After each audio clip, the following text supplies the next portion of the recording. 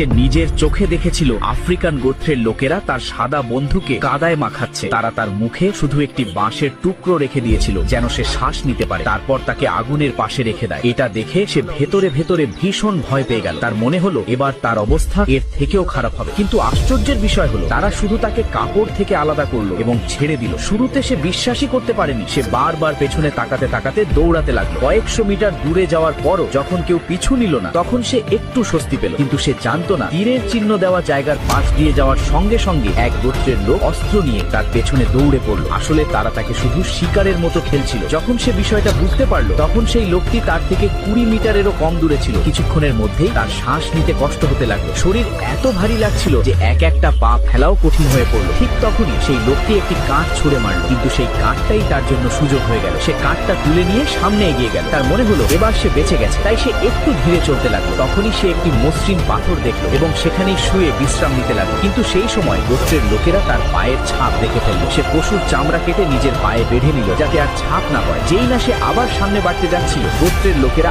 আবার কাছাকাছি চলে এলো। সে দৌড়াতে লাগলো এবং পথে একটি ক্যাকটাস দেখতে পেল। তখনই তার মাথায় একটি ভয়ঙ্কর আইডিয়া এলো। সে ক্যাকটাসের মধ্যে কাঁচ ঢুকিয়ে দিল এবং নিজে পাশের একটি গাছে লুকিয়ে পড়ল। গোত্রের লোক রক্ত লেগে থাকা ক্যাকটাস দেখে ভাবলো শিকার কাছেই আছে। সে খুঁজতে লাগলো, কিন্তু সে জানতো না তার প্রতিটি নড়াচড়া কেউ দেখছে। তারপর তার নজর পড়লো জুতোর দিকে।